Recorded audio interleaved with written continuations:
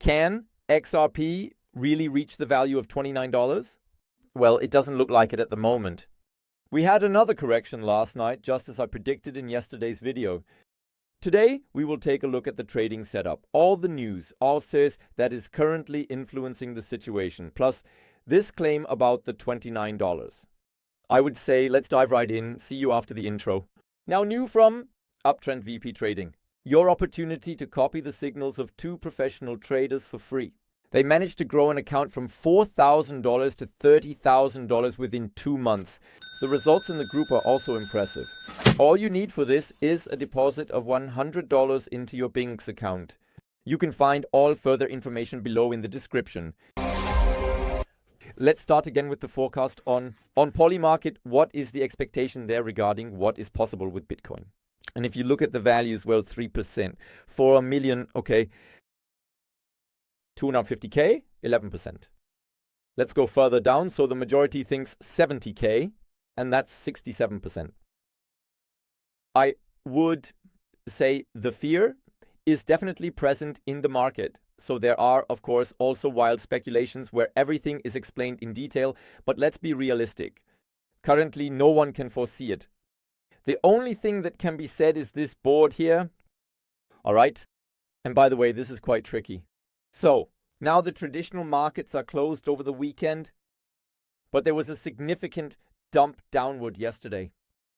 And unfortunately, we have now sustainably left this zone here. One can hope that everything turns around on Monday and continues upwards, because otherwise the next zone would really be down here. And the way it looks right now, it's no wonder that Bitcoin and the Bitcoin have capitulated accordingly and gone down, especially, for example, Ethereum, but we'll get to that in the trading setup shortly. What can also be noted here is the fear and greed index. Yesterday it was a bit higher. I believe it was around 33, 34, something like that. Right now it's at 27. We're at least not in extreme fear, but we are clearly in fear. So if you look at this down here, clearly we've left the most extreme point. But even if you look at the charts, it feels like I can also see it in the clicks that a part of the people are still there and a large part has simply left the entire market in panic. And they just realized like, oh no, nothing's working anymore. All right, I'm out of here. A very quick look at the spot ETFs again. Well, so we had another red day here yesterday. There was a sell-off. So at BlackRock, we see an addition of 0. And Fidelity, they just thought, okay, then we'll just sell. In any case, we have a negative here. Otherwise, nothing was bought at all. So this is basically completely neutral. This also shows at this point how the back and forth is guaranteed, as we end up with a 0 day in this dimension.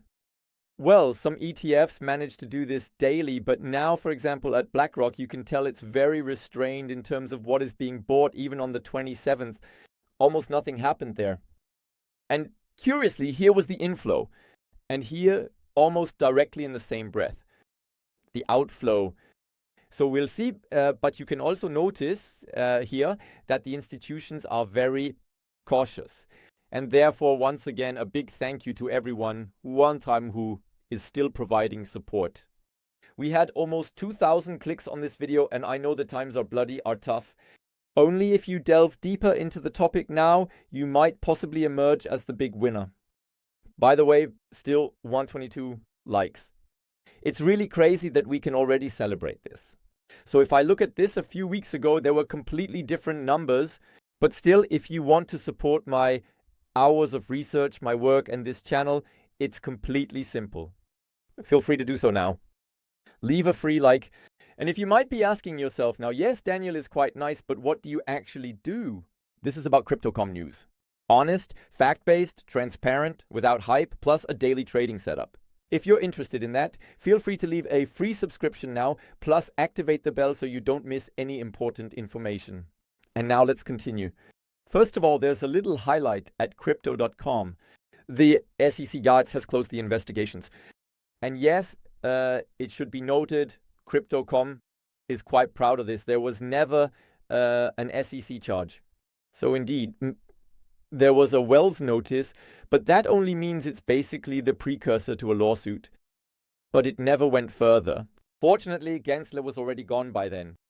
But that means this legal dispute, or rather, this Wells notice is now obsolete and there will never be a lawsuit. And the USA moves on. The FDIC has now created the opportunity for US banks to invest in crypto even more easily from now on. I'm very curious to see what exactly is meant by crypto activities here, whether it's just Bitcoin or also crypto or cryptos with a certain market cap. We will see that in the future, but all in all, one can say the USA is there. By the way, if you don't want to miss such news as it happens, you can easily follow me on X, specifically Uptrend Info, or you can check the description where the link is also provided, and then you definitely won't miss anything.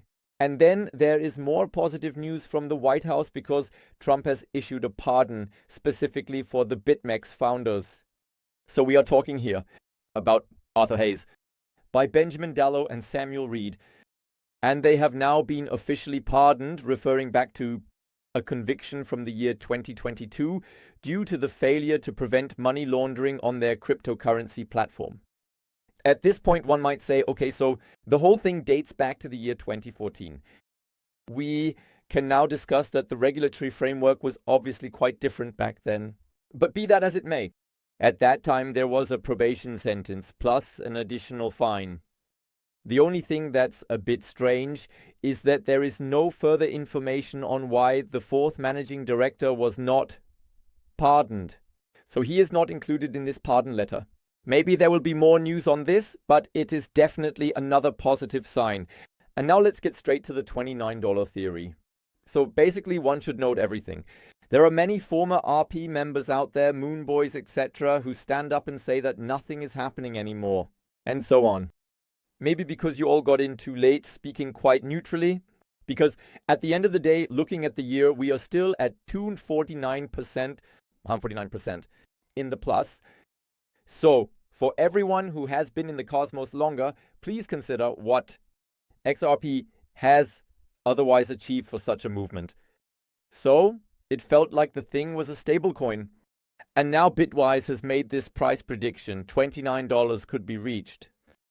So personally, I find that very questionable. I say openly right away before you start hating on me again. Only when I look at it, clearly factors are needed, but it also requires external circumstances.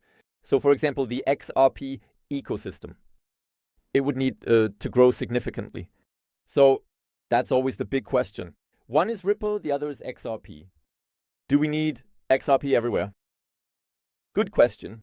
And if you look further into the text, yes, XRP, for example, would have to be used in the tokenization of real assets such as real estate, etc. Play a central role. Will that really happen? We just don't know at this point. Clearly, it should be noted that Bitwise is one of the asset managers that have filed for an XRP spot ETF. However, I have already explained in the past that BlackRock is effectively because the Ethereum ETFs, we can set those aside for now, but BlackRock is effectively the ETF that is also the most successful with Bitcoin. However, BlackRock has already announced an XRP ETF. There won't be one, at least not for now. And that again raises the big question when you look at the other ETFs. Not much has happened there either. So, will the rocket be launched by these other asset managers? Or is it more of a hope that there will be another pump? Or will it be more of a non-event like with Ethereum? That's the big question at this point. By the way, feel free to write about it in the comments. And I have a current example for you because Ripple is now cooperating in Africa with Shipper Cash. That's pretty cool, but as it clearly states here above, XRP but only plays a minor role. Why? In the past, there were discussions many years ago, and the focus was clearly on XRP. But it just hasn't really caught on. And therefore, it is clearly explained here that XRP can be used, but in practice, users prefer US dollars and other fiat currencies. So while it's great that there is a partnership effectively, there's nothing that really advances the XRP in community and the token holders. By the way, there's also, as nicely put here, a spicy detail on the side. Just a year ago, ShipperCash also entered into strategic agreements with Stellar and MoneyGram. MoneyGram was a reference customer for Ripple until 2021 for XRP. And with Stellar, Ripple co-founder Chad McCaleb is a leading figure. So we should also note here that Ripple is not the only company in the game. There is, of course, competition. And thus we come directly to the trading setup. By the way, if you're looking for a cool exchange, I can recommend BingX. I use it myself, or rather, in this account, that I show you transparently and manage externally. If you're interested in trading without KYC, you can certainly do that. Check the description, there's the sign-up link for it. I negotiated that for you. Plus, there's also a sign-up bonus. This means if you deposit $100, you get $25 credited to your futures account. And if you deposit $500, even $40. Let's start with Bitcoin, and here one can really say it's pretty empty here, and quite a lot has already been liquidated. We are now here on the monthly view, yet when we look at this clearly, there was a correction here, just as we have seen in the NASDAQ. And here is another liquidation area, or rather this zone. It could be quite interesting if someone is building positions now, as I also do swing trading here, then one could take a closer look at this zone. Because I can well imagine it doesn't have to happen today, maybe it will happen tomorrow, that we will advance into this area again, unless, of course, significant positive news comes out. Even if we take a look at the chart now, on the 1 hour view, this is just a clean breakthrough here. So we have definitely left this support area. We have also left this one, then broke through this and are currently moving exactly at the point of control. Now, one can, of course, hope to perhaps advance into this area again, so something around 84 by 200. But if it should continue to go down here, then this zone around 81, 350 plus or minus could really become relevant. And then we would be exactly there again, or rather quite close to where the liquidity area is located. So yes, as hard as it is for me to say, I can well imagine that we might target this zone down here again.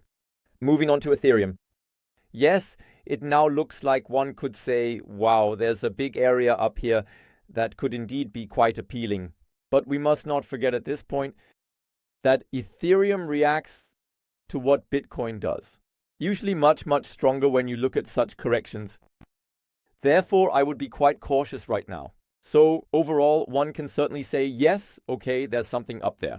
And I still believe, despite everyone buying Ethereum, as unlikely as it sounds, that it will skyrocket.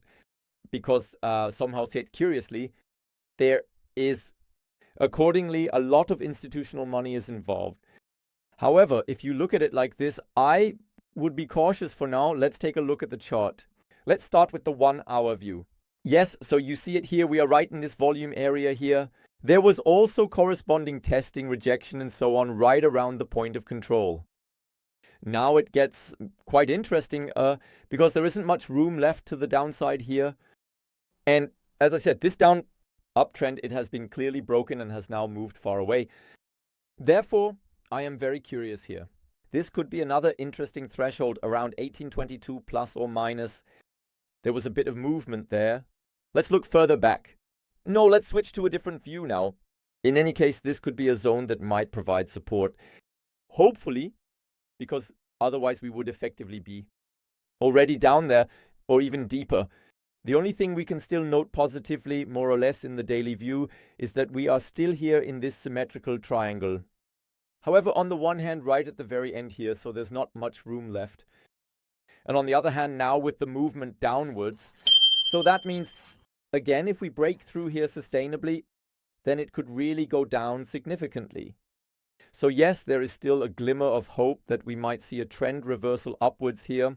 But as I said, this could then lead to a more severe correction. XRP, so up here, it's obviously highlighted prominently. So there's quite a bit to gain. Of course, many people have gone short with leverage.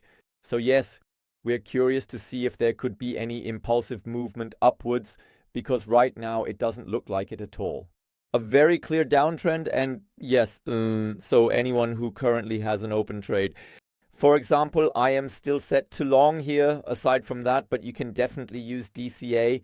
Then you can lower your average purchase price, which is why you should never over leverage and never go in with your full capital at once, as it could become quite critical here, especially now looking at the hourly view. We have the symmetrical triangle, and here is once again a test of the line below.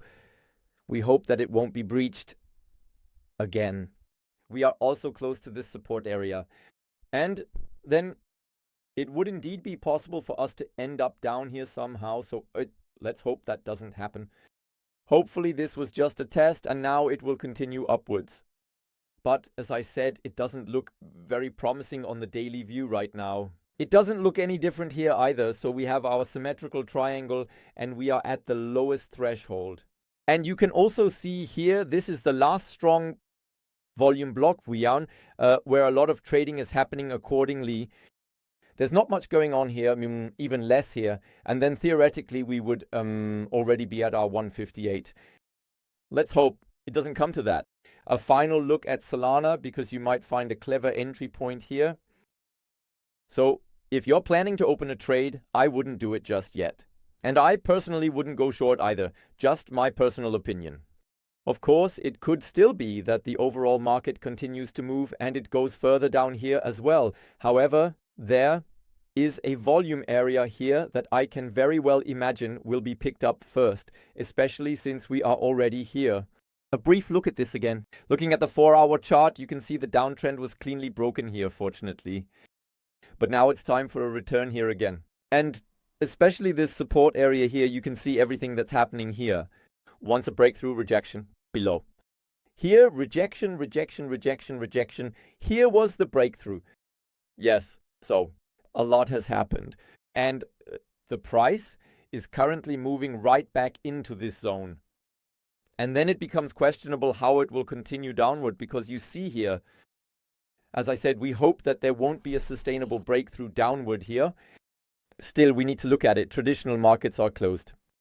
That means, what is Bitcoin doing over the weekend? What are the market makers up to? And then we will know how it will proceed. That should be it for today. If you liked the video, feel free to give it a like or leave a comment. That boosts the algorithm a bit. And of course, I am very curious about your opinion. In conclusion, I can give you a tip. I talked about it 2 days ago. Here in this video, what the SPD's tax hammer is all about. So this topic about we're just abolishing the 1-year holding period. I explained it to you in detail. If you haven't seen it yet, you should definitely check it out. We'll see each other tomorrow in the next update. Until then, all the best. Bye.